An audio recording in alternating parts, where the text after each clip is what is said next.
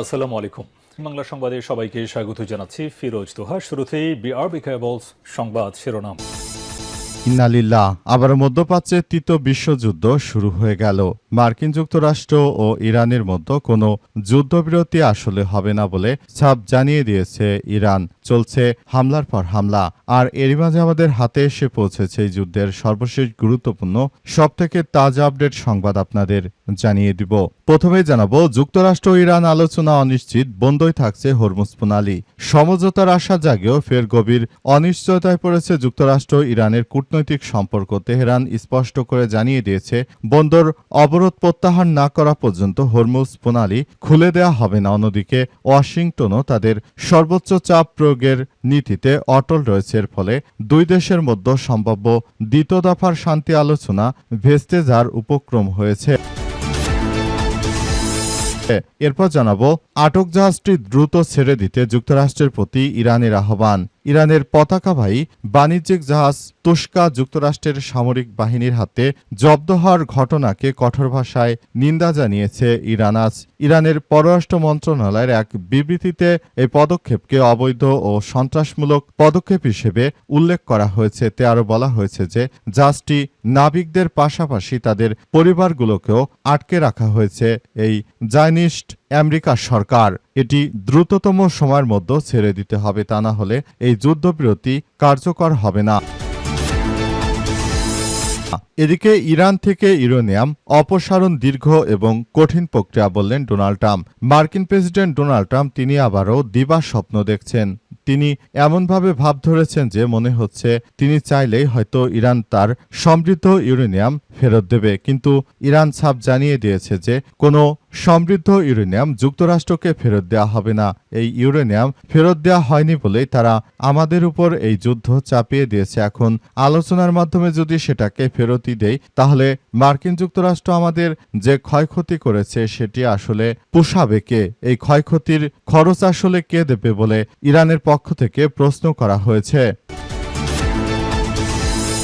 জানাবো, দ্য গার্ডিয়ানের প্রতিবেদন, ফিলিস্তিনিদের বাস্তুচ্যুত করতে যৌন নির্যাতনকে হাতিয়ার হিসেবে ব্যবহার করছে ইহুদিবাদী ইসরায়েল। অধিকৃত পশ্চিম তীরে ফিলিস্তিনিদের নিজেদের ঘরছাড়া করতে ইসরায়েলি সেনা ও বসতি স্থাপনকারীরা লিঙ্গভিত্তিক সহিংসতা, যৌন নিপীড়ক ও হয়রানির অস্ত্র হিসেবে ব্যবহার করছে, এমনটাই জানিয়েছে মানবাধিকার ও আইনি বিশেষজ্ঞরা। ফিলিস্তিনি নারী, পুরুষ ও শিশুরা এ বিষয়ে নানা ধরনের নির্যাতনের অভিযোগ তুলেছে। এবং সর্বশেষ জানাবো, কাপ্তাই সৌরশক্তি কেন্দ্র থেকে জাতীয় গ্রিডে যুক্ত হল ৬ কোটি ইউনিট বিদ্যুৎ। মধ্যপ্রাচ্যে চলমান যুদ্ধের কারণে বহু দেশকে অস্থিতিশীল বৈশ্বিক জ্বালানি তেল ও গ্যাসের বাজারের দিকে ঠেলে দিয়েছে। এই সংকটে বিদ্যুৎ খাতে সমাধান হতে পারে নবায়নযোগ্য জ্বালানি, এবং সংকট মেটাতে সোলার প্ল্যান্ট বিদ্যুৎ খাতের ভূমিকা রাখতে পারে। নবায়নযোগ্য জ্বালানির দিকে ঝুঁকছে বিশ্ব। এরই সঙ্গে তাল মিলে ধীরে ধীরে গতিতে এগিয়ে যাচ্ছে বাংলাদেশ। রাঙামাটিতে কাপ্তায়ে ২০১৯ সালে নির্মিত দেশের প্রথম সরকারি সৌর বিদ্যুৎ কেন্দ্র নবায়নযোগ্য জ্বালানির সফল মডেল, যেখান থেকে সরাসরি জাতীয় গ্রিডে প্রতিদিন যুক্ত হচ্ছে ২৬,০০০ ইউনিট বিদ্যুৎ। একই সঙ্গে বিগত অর্ধযুগের বেশি সময় ৬ কোটি ইউনিট বিদ্যুৎ জাতীয় গ্রিডে যুক্ত হওয়ার মধ্য দিয়ে বিদ্যুৎ কেন্দ্রটি দেশের বিখ্যাত বিদ্যুৎ খাতে ভূমিকা রাখছে। প্রিয় দর্শক, এতক্ষণ শুনছিলেন সংবাদ শিরোনাম, এবারে বিস্তারিত। তবে তার আগে বন্ধুরা, অনুরোধ থাকবে এই সংবাদটিতে একটি লাইক দিন। এই চ্যানেলে আপনি নতুন হয়ে থাকলে আমাদের সংবাদটি দেখতে দেখতে চ্যানেলটি সাবস্ক্রাইব করে রাখুন। কমেন্ট করে বন্ধুরা আপনার মূল্যবান মতামত জানিয়ে দিন আপনি বিশ্বের কোন দেশ থেকে বা বাংলাদেশের কোন স্থান থেকে আমাদের সংবাদটি দেখছেন এবং শুনছেন। আর বন্ধুরা, সংবাদটি আপনার সোশ্যাল মিডিয়া ফেসবুকে শেয়ার করে বন্ধুদেরও দেখার সুযোগ করে দিন। গাজা যুদ্ধে আপনি যদি নিরীহ ফিলিস্তিনিদের ভালোবেসে থাকেন, বন্ধুরা কমেন্টে ইয়েস লিখে পুরো বিশ্বকে আমাদের এই সংবাদটি দেখার সুযোগ করে দিন। এবারে বিস্তারিত। যুক্তরাষ্ট্র ইরান আলোচনা অনিশ্চিত, বন্ধই থাকছে হরমুজ প্রণালী।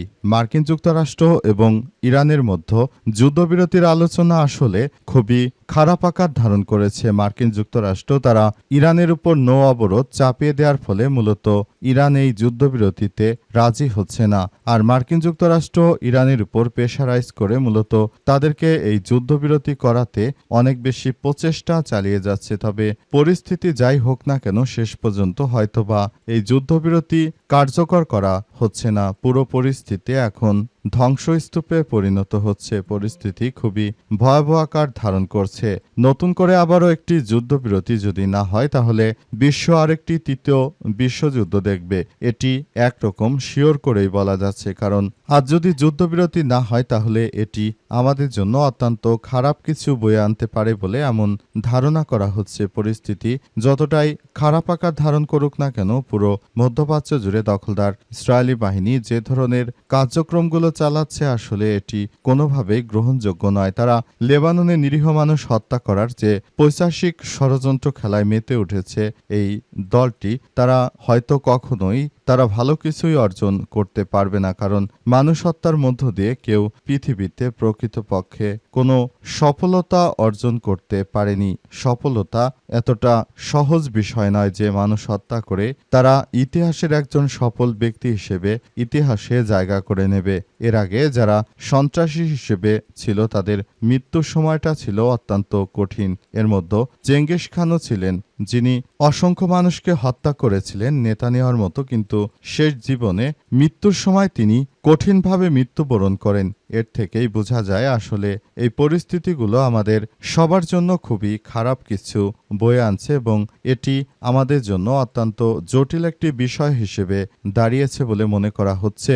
তাই এই যুদ্ধবিরতি আসলে এই মুহূর্তে খুবই প্রয়োজন ছিল, কিন্তু নেতানিয়াহুর উস্কানিতে এই যুদ্ধবিরতি হয়তো বাতিল হয়ে যেতে পারে। আটক জাহাজটি দ্রুত ছেড়ে দিতে যুক্তরাষ্ট্রের প্রতি ইরানের আহ্বান। মার্কিন যুক্তরাষ্ট্র ইরানের একটি বাণিজ্যিক জাহাজকে আটকে দিয়েছে। তবে এই জাহাজটি আসলে ছাড়ানোর জন্য অনেক চেষ্টা চালিয়ে যাচ্ছে ইরানের ইসলামী বিপ্লবী গার্ড বাহিনীর সদস্যরা। তারা মার্কিন যুক্তরাষ্ট্রের প্রতি আহ্বান জানিয়ে বলেছে যে তাদের আটককৃত ট্যাঙ্কারটি, তেলবাহী ট্যাঙ্কারটি যেন দ্রুততম সময়ের মধ্যে ছেড়ে দেওয়া হয়। তবে এই জাহাজটি যদি না ছাড়া হয় তাহলে বর্তমান সময়ে আসলে এই যুদ্ধ বিরতির যে চুক্তি হওয়ার কথা রয়েছে এই চুক্তিতে ইরান অংশগ্রহণ করবে না। এতে মার্কিন যুক্তরাষ্ট্রই চরমভাবে ফেঁসে যেতে পারে। আর মার্কিন যুক্তরাষ্ট্র এই যুদ্ধবিরতি করার ফাঁকে তারা অস্ত্রশস্ত্র আসলে অতটা তৈরি করতে না পারলেও ইরান কিন্তু এই সুযোগটাকে কাজে লাগিয়ে তারা অসংখ্য অস্ত্রশস্ত্র এবং রকেট লঞ্চার সহ ক্ষেপণাস্ত্র নিক্ষেপ করার জন্য যেসব লঞ্চার ছিল সবকিছু তারা মূলত তৈরি করে ফেলেছে। সুতরাং বিষয়গুলো খুবই গুরুত্ব সহকারে দেখে তারপর পরিস্থিতি অত্যন্ত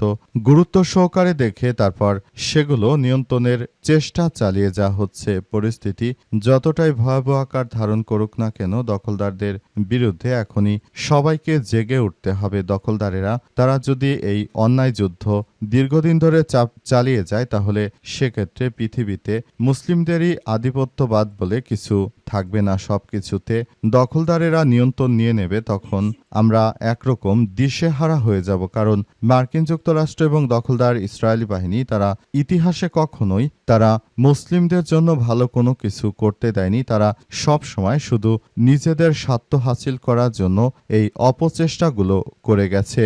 বর্তমানেও যদি সেটাই হয় তাহলে এটি আমাদের মুসলিমদের জন্য অত্যন্ত দুর্ভাগ্যজনক একটি বিষয় হিসেবে আবির্ভূত হচ্ছে। ইরান থেকে ইউরেনিয়াম অপসারণ দীর্ঘ ও কঠিন প্রক্রিয়া, বললেন ডোনাল্ড ট্রাম্প। ইরান থেকে ইউরেনিয়াম অপসারণ দীর্ঘ ও কঠিন প্রক্রিয়া বলে মন্তব্য করেছেন মার্কিন প্রেসিডেন্ট ডোনাল্ড ট্রাম্প। নিজের সামাজিক যোগাযোগ মাধ্যম ট্রুথ সোশ্যালে দেয়া এক পোস্টে তিনি এমন মন্তব্য করেছেন। খবরদার ডনের পোস্টে তিনি লিখেছেন, অপারেশন মিডনাইট হ্যামার ছিল ইরানের নিউক্লিয়ার ডাস্ট স্থাপনাগুলোর উপর সম্পূর্ণ সর্বাত্মক ধ্বংসযোগ্য।